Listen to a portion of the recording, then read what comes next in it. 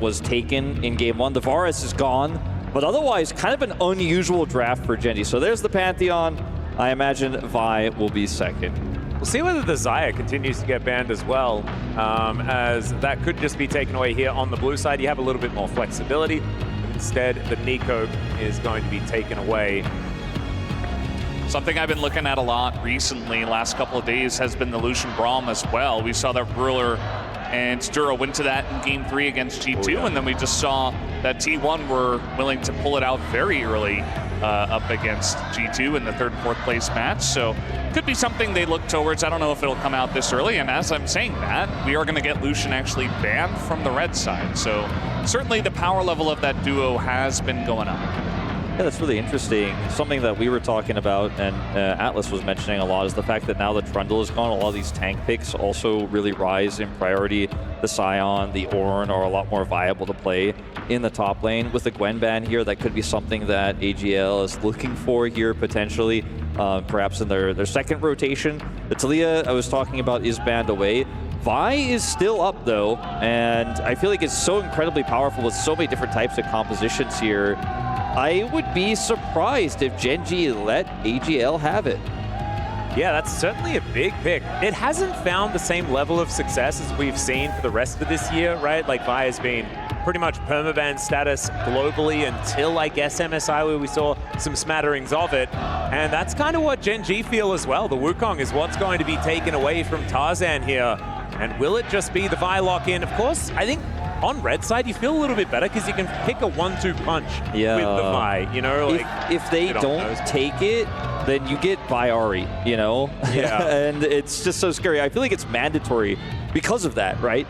You know, you don't want to give Genji that 1-2 punch, and they will take it here straight away. One of the best options into the Vi can be the Xayah at times, but we already see that Rakan was selected earlier by Duro, so that's Fearless ban. So maybe Ezreal? Do they want to go towards that Ezreal? You don't have to pick it here, but definitely getting something that has a decent amount of safety is a good idea. Senna, another choice if you want to get a big front line and then you have huge amounts of range and just try to play the scaling option and just try to avoid early fights. But that does mean that AGL immediately, even just after seeing these first couple of picks, could have some good early tempo in this game. Yeah, it's certainly the opposite of Ezreal in terms of safety. Very risky pick here. And a blind Galio. Galio has been so successful this tournament. We've seen it blind and still find success.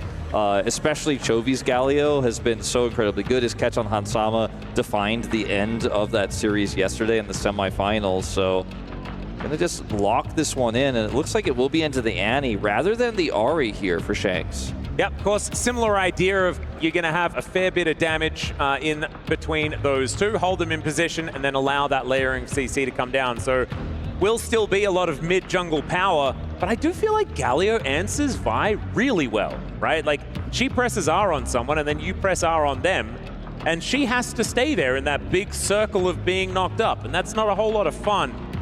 Shanks, what are we going to be picking here to round out the first round of picks here for AGAL?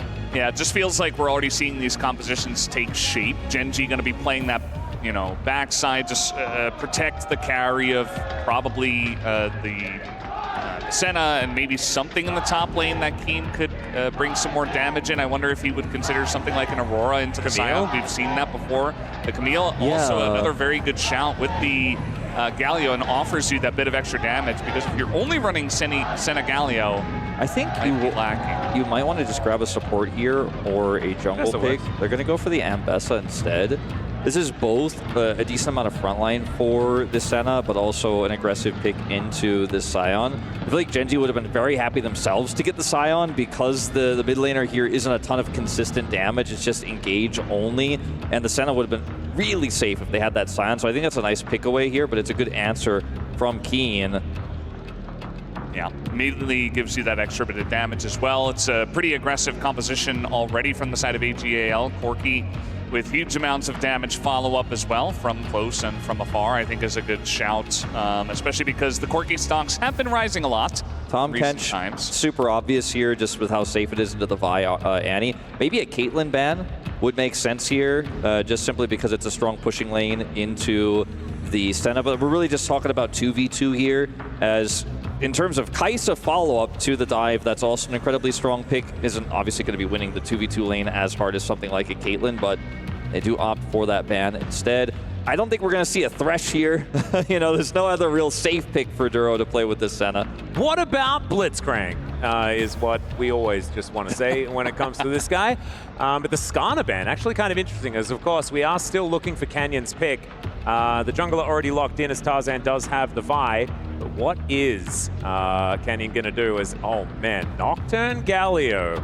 That's a little scary as well, as the semi-globals are continuing to pile in, because you got Dawning Shadow to layer on top of everything at the same time. So GENG, able to sort of turn on a dime to decide who they want to kill, and that just might be a Jinx at the start of these fights. A dangerous Jinx angle here, gentlemen. Yeah, I feel like the Nocturne was in part to just deny the Jinx. Obviously, it can be really good into dive as well, just because you turn the lights on and then it becomes really hard to coordinate those fights and set up those Annie stuns after the Vi ult goes in, and then you can re-engage. But Jinx, so powerful in the lane, and if you get any pick onto any target, it doesn't even have to be the Senna. It could be onto an ulting Nocturne, it could be onto a Galio that gets caught, or an Ambessa who's just a little bit too far forward, then the Jinx will absolutely carry those late game fights. Well, just have to see what the answer to this Braum is going to be from Duro.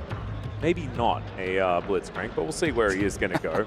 Don't know why, I've just got Robot on the brain at this point in time. I really liked it in the last draft, but yeah, the Bard rising up a lot and can be very safe into dive, and also can set up your pick potential if you do want to go for dives yourself, especially into something like Jinx.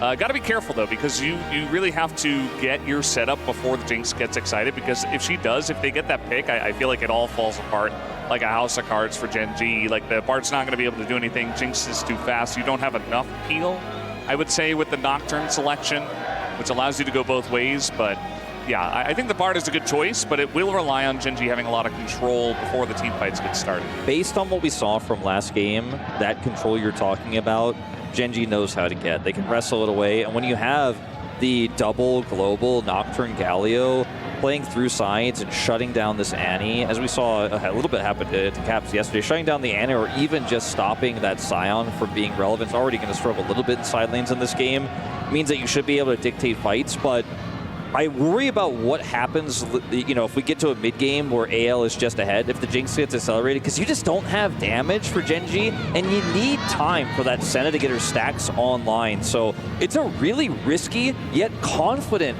draft here for GENG. I think they were really making a statement here in this game, too. Yeah, and I think they also need to get their combos in order, right? It wasn't as much of a combo draft last time around. It was a little bit more, we can kind of hand stiff you all over the place, find these angles and make those outplays. Whereas this time, it's going to have to be layering of ultimates, making sure that they eliminate these key picks to start off fights. Because if Hope gets excited, then the Hope is going to end for GENG here in this game number 2. But we'll just have to see how well they're going to play match point on the line for GENG, and AL wanting to turn this into a best of 3. Seeming pretty likely at this point, to be honest. I do really like what AGAL have drafted in this game number 2. I think it's very aggressive. It allows them to grab hold of this series and fight it on their terms. The one big thing on the other side for me that I'm scared of if I'm AGAL is Chovy's Galio. We were talking about how strong he was up against G2 just yesterday. It's a classic. It's a legendary pick for Chovy. There have been so many huge plays, even right here on this part of the map, for Chovy, the flash, like 5-man taunt that he got in that one game a long time ago. He's just fantastic on it. And I was going to do a segment earlier actually on GENG and the way that they love to team fight, and it really came down to Chovy moving in and out of vision and making the aggressive Galio plays work. So a lot of onus on him, but he can handle it. Yep, and you were talking about his clear. It's terrifying for exactly the same reason, right? It's fear the cross map and fear the rotation that Chovy is so good at. Him and a lot of his other mid lane counterparts in the LCK, known for that sort of style of play, and something that Chovy has really developed over the last few years. I'm not, it's not the type of draft where I feel like the Bard ult is necessarily going to be game defining. It certainly can stall things out or turn a 5v5 into 5v3 for a minute for you to get into position, do some additional damage. But the ability to rotate around the map with a magical journey, I think, is super valuable for a low-range composition like what Genji's is. Sure, the Senna will have a lot of range later on, but a lot of these fights, you're trying to get your melees into position to threaten that Jinx or get to the back line, force the Enemy to use her stun defensively. So that's what I'm most looking forward to here for Duro on this Bard pick. There's a lot of inherent risk with this pick, though, because if you fall behind, you're a squishy support that's going to struggle to get vision into this dive pop with the Vi that will just blow you up if you ever show your face. If you ever have face check, if you ever try to go towards an objective you don't have control of, there just really isn't a recourse for the Bard that's going to get blown up because he's so squishy. Yeah, sort of does feel a bit unforgiving as we have a look at where these lanes are situated right now. Flandre on this Scion having a real good time at this point in the game. I believe we saw this matchup previously and it didn't look quite this good for the Scion here at EWC, but still very, very early into the game, so things could certainly turn around for Keen, where he's going to be having a bit of damage onus on himself. Those are two items he needs to get to as soon as possible to make sure that he is going to be a threat heading towards that back line. And you guys have been singing the praises of AL's comp, and I just kind of want to echo it. I love how well it sort of bridges towards late game with the last few picks that they lock in, because it was quite late that you got the Jinx and the Scion into this composition, which allows them to teamfight really effectively, just front to back into Genji with their sort of fancy combo composition that they have here. Will certainly be still difficult, but it's just AL playing some pretty classic League of Legends and setting themselves up for it with some pretty good picks for the situation. As here's the lane swap. This is what we've got very used to. Yeah, look at the timing of this. Hope catches this gigantic wave. It's just kind of almost funneled into him, right? It's like the Scion sets up a giant pushing wave into him. Right after he gets a cull. He's right a after cull he gets the cull into free cull stacks. Yeah. Oh, God. And he's just farming up there. He's having a great time. There's no threat from an early game Ambessa, of course. So these another early swap comes out from AGL. This one I feel like does make a bit more sense. I think you can absolutely bully the Ambessa a lot more with something like a Jinx compared to a Jhin into Cassante like last game. Yeah. And you've got Scion, who never cares about anything. Yeah, So. and also if you're farming alongside, then you're absolutely fine, because Jinx wants to scale and scale and scale. You've got a Scion that's going to be getting infinity health as the game goes on. And so definitely a much better scenario. I'm glad you bring that up, because that is very, very important. Not going to feel as much of that pressure in these side lanes, as Genji will answer the swap now. Yeah, I mean, you could have left the Senna into the Scion and just sit there and chill and stack, but you're not going to get any sort of advantages, and the Jinx is just going to get such a big advantage if you leave her alone like that, that it's super frustrating. And with the tempo they got with that fast swap and the call buy, they can go, oh, your Senna's back topside? Well, we've already reswapped bottom lane, and that's just going to continue. This is part of why we're seeing Unsealed Spellbook taken for supports these days, because sometimes you're going to need that teleport to get back and catch the tempo. Won't necessarily be the case in this game, but this time AL are the ones running the show, at least in this early game, whereas we saw that for Genji the previous game around, as Shank's going to get taunted. Yeah, Chovy doing a bit of damage here. Otherwise, not too much else happening, and Shanks able to find a few extra Pyroblasts. With Chovy moving forward, I'm not sure about this, because these autos are raining down on top of him. He really wanted to push that wave in. He's not really going to be able to. Meanwhile, AGAL is just taking a free dragon. This is, of course, after the re-swap of the lanes. They have their bottom laners in the bottom lane, and so they're able to have that pressure on the dragon and take the objective this time. So AGAL this time in control of the pacing of this game. Yeah, I mean, just really going to get a ton of value out of this. They're going to get a plate here as well for Hope off of this wave, and Keen just really has no recourse here. He hits level 6, but he's playing into a Braum, so the all-in just isn't a thing. He's not going to be able to do anything with that. You can see he's stunned by the concussive blows here already. And even with Kyle sitting on level 4, I just don't think Keen is going to be able to find an angle. And sure, on the top side, there's a little bit of push for Ruler and Duro, but it's just not the same amount of value into this Scion. He's stacking for free, but Jinx is stacking money and stacking a Drake. Yep, Flandre also stacking himself. So there you True. go. There are sort of stacks all over the place here. Is Canyon looking to steal away some jungle? Will do so. Tarzan just going to move out of the way. Bit of an El Clasico as far as the LCK history is concerned. Wait a minute. Canyon and Tarzan, as Shanks could be in trouble. The exhaust comes down, and you know what he does? The walk quickly strategy, utilizing that phase rush to get him to safety. It's beautiful. Yeah, I think that was a bit overzealous on the play. It's Annie who's got stuns, has flash, and phase rush here. Duro just really wanted to cycle through the summoners. It was fine. Yeah, I guess so. At the end of the day, they don't spend a whole lot to do that. But yeah, unless you've got heaps of CC, you're not going to be locking down this Annie anytime soon. And it was just Galio at that point in time. I mean, Canyon is level 6 at least, so maybe he can look for a play soon. Shanks was also so well positioned there. Like, he wasn't really vulnerable. You know, Canyon ults, he just walks under the turret, doesn't care. There's a really opportunistic attempt there by GENG. And if this is like a Leona or a hard engaged support, maybe you could have made something happen with Chovy looking for the taunt, but instead Shanks is just like, all right, nice try, I suppose. Yep, and so the result of this early game is one objective, one dragon going over to AGAL, and GENG being able to utilize some shove, some of these swaps in order to get a bit of a farm advantage. That is about all we can really say. Most of that money is on Keen, who has done well as this Ambessa, but we know Sion doesn't necessarily need that much money. He will still just be a body that they can put in front of a Jinx to hopefully soak the damage so she can kill everyone, right? Like, we'll still do what it says on the tin, as we like to say. Void Grubs have popped up here as Canyon looking to get something done here towards this top side. Paranoia at the ready. Yeah, I'll say that this Nocturne at this point in the game, you don't have a lot of setup. You can't really gank the Annie. You cannot do anything with the Bard in the top lane. So you're just level 6 and you're kind of just hanging out. Because you can't gank the Sion, obviously. So he would love to do the objective, but AL, again, they're in control of this river at the moment, and Duro's just magical journeying away from this fight for now. If they can get in there, though, this could be a pretty good angle for Chovy. Canyon can place that gargoyle wherever he wants. I mean, I just don't think GENG really need to fight for these grubs at such a risky point in the game, because it could just open things up super hard against them. And if they get grubs, like, it's an Ambessa. If the Sion gets grubs or the Annie gets grubs, it's an Annie or a Sion, right? I like playing it slow like this, looking for the later TP here from Chovy, and just slow playing it. I thought for a moment they were going to try to hard force with a Nocturnal, which I think would have been a huge mistake. Just try to win the war of attrition with the Senna. Even in the early game, you can actually kind of just chip away at those health bars and win out, and that's exactly what they're going to do. Late TP here from Shanks, though. A bit late for the contest, but they could look for a big stun.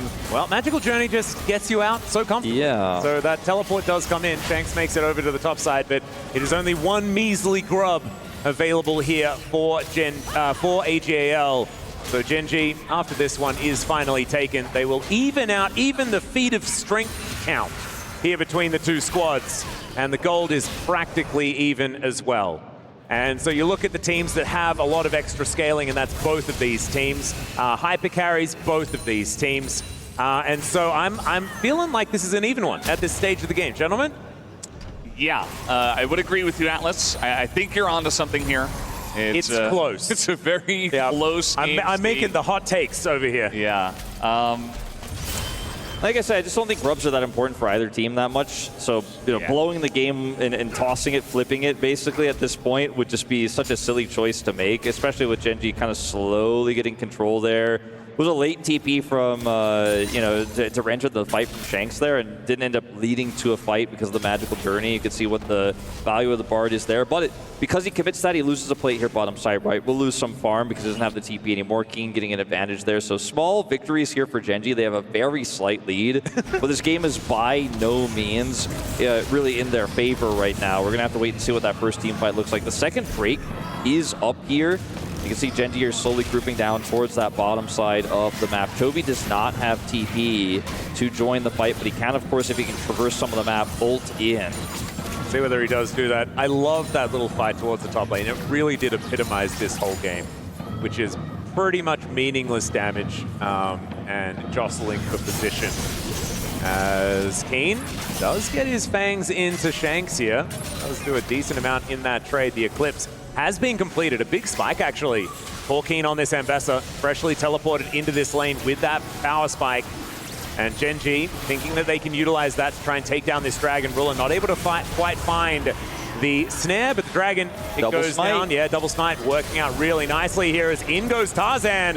And off go the lights. The public execution will avoid the cease and desist. And first blood goes over to Canyon, and it's not going to end there as the Braum shortly to follow. Canyon looking to continue this fight. His feats of warfare is keen in the backline. And GENG, they just tear them apart. Chovy wasn't even there.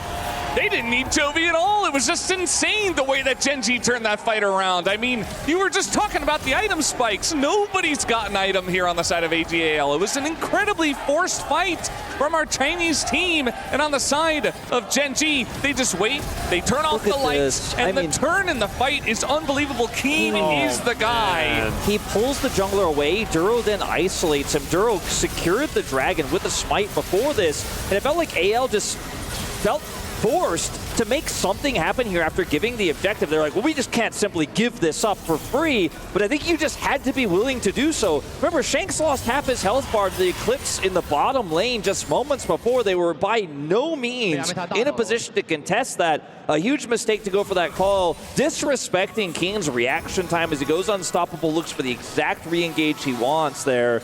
And then Duro catches the Vi with his ult. I mean, how more well played could that have been for GENG, and how much more risky could it have been for AL? Well, like, AL could have hit, like, Tarzan doesn't need to go for the only guy that has Unstoppable in his kit, right? Like, that's just, it's a little bit of a mistake there. Was the only target presented right there, but just because it's the only target doesn't mean it's the right one. Sometimes you gotta walk away. Sometimes you gotta say, it's unfortunate we lost this Drake, but we're gonna have to make a play elsewhere, and AL, we're just not willing to do that. Yeah, and I really feel like AGAL had you know, a lot of tools in their kit in some of these team fights. They have so much great engage, but as you mentioned, Max, you can't use it onto the Fed Ambassador. The one guy! The one guy who's just going to turn it around. And that's what the Nocturne does, right? If they overextend, you turn off the lights, you make it really confusing, and then the counter engage comes in so easily. This is not great. He's the one guy, and he is, well, going to get an ulti down, but that's 4 people, Keen. What did he mean by this? Jibbers was there I'm not entirely sure. Yeah, sorry, 5 people. Sorry, 5 people. GENG, get a plate for it though. That's the trade. I'm going to say that's a trade in the southerly direction. I feel like this was a good collapse there from AGAL, but at the same time, you know, it wasn't that big of a deal for the side of GENG. Keen didn't have flash there. He's super mobile, thought he could get out, as we are going to see a Galio TP top to get the minions there. Yeah, that's a red dot TP. That's not an aggressive TP. Yeah. We're going to be fine. Yeah, this is going to be Flandre taking the opportunity to back here. He has a Scion after all. So money was picked up in the mid lane. Like you said, it's not an even exchange in terms of where the money went there. It was a big shutdown for Shanks onto Keen. But they're going to need a lot more than that. Just a pick on the Ambessa before anything is really relevant. Like, they couldn't turn it into an objective fight isn't going to matter. But still, every little piece of gold you can get is significant. Very true. Once again, Keen just going to be face-checking a brush and loses out on that trade against Flandre. But Flandre not going to be able to offer enough in order to deter him from continuing to lane. So it should be fine here for the Ambessa as he moves down to put pressure on the bottom side. 1.5k is going to be the resulting lead here, but 1 objective away from feats of strength here for GENG. That will be a big deal. Those buffs do not go anywhere. Those shoes will be available for them as Ruler with his Static Shiv just going to park himself in this mid lane from now on.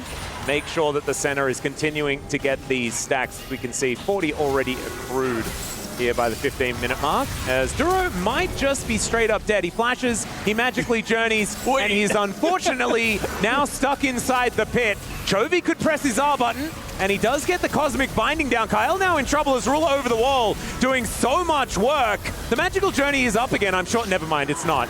It's a Magical Journey to the Death Chamber, and Duro just with a bit of egg on his face. Another one of these bards that just not looking super hot right now. I mean, every single win that AL gets has a return by GENG somewhere else. It's all a bait. Maybe that was the grand plan. That's first turret, and that is feats of strength going over to GENG.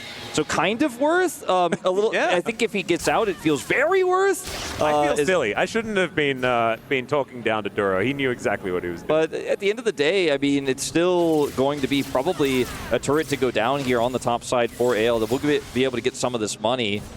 And it just took so long to kill, but like Gen.G get 2.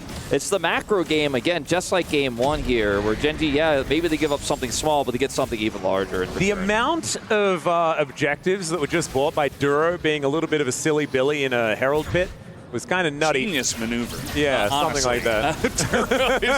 he's just on another level. We just do not get it.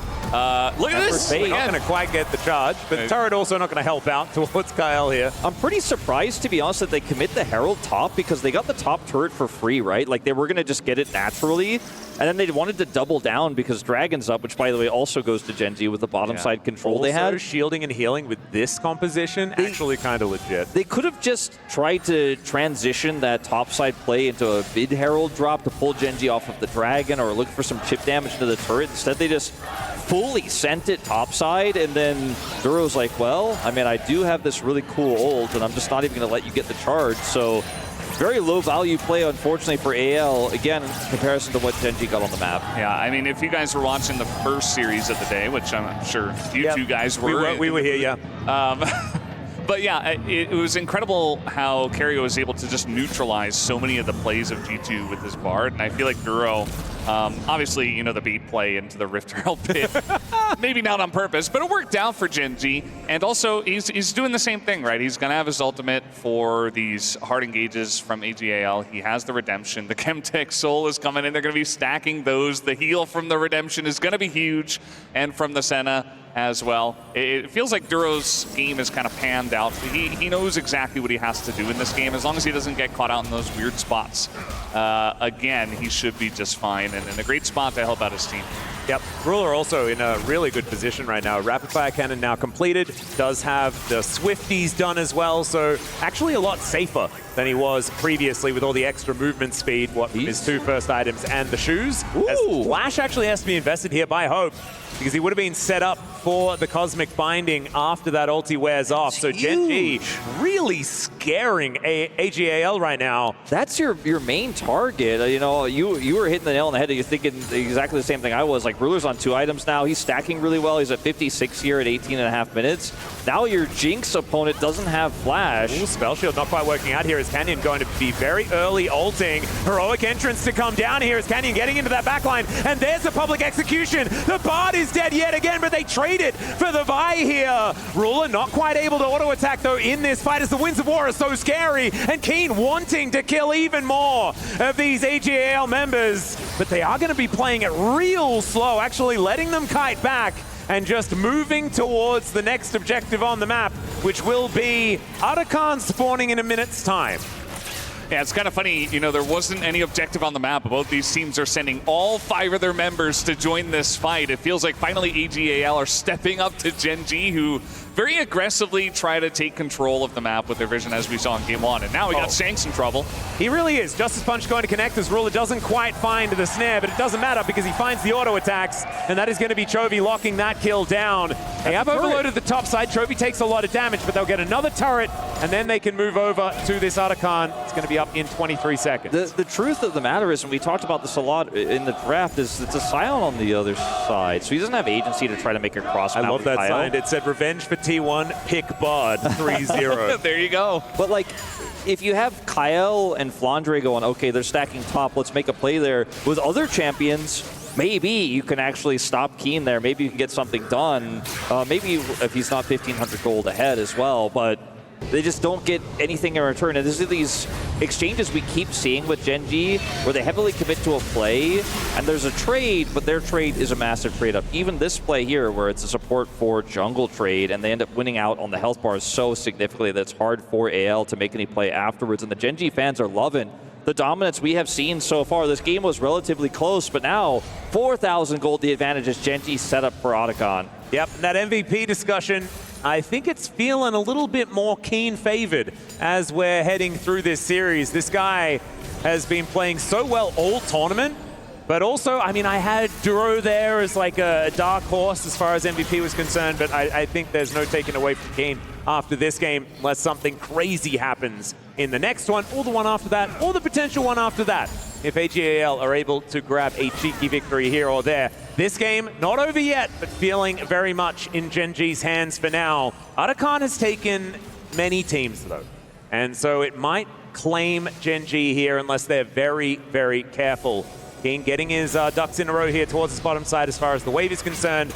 And AGL, will they be able to get an entry, and will Tarzan be able to achieve the steal? This is indeed started. Shanks is basically the main character for setting up that first pick here for Hope to get the reset. But GENG have all of their ultimates, and they have a Nocturne composition. It's really tough for AGL to play this up, but they can't just walk away and go, well, we'll side lane. Not with this composition. So GENG really have them here between a rock and a hard place. I don't use that phrase too much anymore, but like, what do you do, Kyle? Well, you get taunted just a little bit here. He throws out the ulti. The door has worn off, but it did its job. And so Kyle is going to be alive, but maybe the Otacon is not, as Chovy just being a bodyguard here alongside Duro. Feels like Tarzan finding the brush, and yeah, I don't, like, Chovy's so incredibly tanky. They're just not letting Tarzan get over here. It is still relatively healthy, and into the backline goes Flandre, but they hold him at bay. It's Canyon that's dealing with it. He gets scared. It's now the Dawning Shadow to lock down the Braum, and Keen just goes golden with the help of the Tempered Fate, and now they're in the blender. Now they're taking down an AL and just getting decimated. Fight after fight here in game 2. Oh my goodness, that could not have gone better for GENG if they had asked for it. That was incredible. Keen once again sets it up right onto Kyle. The follow-up from the Nocturne, and the Galio is there, and Duro's ultimate perfectly timed for Chovy to taunt them all and knock them down. These GENG keep-away comps are just so insane. We saw it with the Maokai last game, but look at this. They deny Flandre entry. Hope is so far away from any of these targets. So Kyle gets caught here, suppressed, right? The follow-up Galio ult on top of the Tempered Fate means double taunt, and then Hope, guess what? Now that he's isolated, he is destroyed. Sure, he gets one kill in exchange, but the whole team is wiped when he's excited. Down he goes. It's just GENG crushing them, dominating them. The combos that you were asking for, Atlas, are we going to have to see them? It's going to be a little bit trickier to pull this comp off than game 1. And the answer is GENG 100% can pull it off. And I have to say, as far as compositions that utilize Tempered Fate well, this is a really good one, right? Like, the Galio lands, you see, doesn't get the knockups, but then you are freely able to position the easiest taunt of your life for after they get out of that stasis. The setup here, if you can hold them in position, is just insane. And they don't even start the fight off with the Nocturnal. Most Nocturne comps start that way. They end it that way. You have no peel anymore, Hope. I'm just going to go right on top of you and kill you. The fight is already over. And GENG now looking for Soul Point here. And taking Otacon, that felt impossible, but this, they won't even try. No. Yeah, I feel like the Braum in this composition was meant to try to help the Jinx not get absolutely bullied like that, but I feel like when you have so many abilities and champions that just go over the top of the Braum and do not care at all about the Braum, like think about the Galio, the Nocturne, you're not even interacting with the champion really outside of being in melee range. It just feels like that Braum is falling very short, and maybe they should have gone for something a bit more aggressive just to really all in on that engaged composition. But yeah, you guys were talking about it. I mean, a lot of these champions go both ways. The Bard sets up either the defensive ultimate or it sets up the Galio perfectly. Same with both the Galio and the Nocturne themselves. Yeah, and the start of that fight as well, just to go back to it again, like, Canyon's spell shield to make sure that Sion is completely worthless. It's like they just have every answer for what AGL are trying to do in this game, and it's making things really, really difficult for the LPL squad. 5,000 gold plus is going to be the advantage here, as, yep, teleport to come in. Tempered Fate doing nothing this time, as there is the heroic entrance to also not find the angle, but in goes Keen, and Hope is dead! Flandre now just getting destroyed, finds a nice double knockup, but Keen is just running amok. They are way too distracted in that backline, and even though a whole bunch of buttons go missing, it does not matter. GENG is still just going to wander over to a Baron. I mean, AGL just trying to fight for Prio, and they're losing control on top side. Chovy's pushing their Shanks. It's like, I got a TP top to defend my turret. The second he goes, Keen teleports on the flank, and he's like, you guys want to contest for Prio? I am right into your backline, and Hope dies a third time in this game, blown up, unable to get excited, unable to be that scaling Jinx that their comp so desperately needs, and GENG will take a Baron.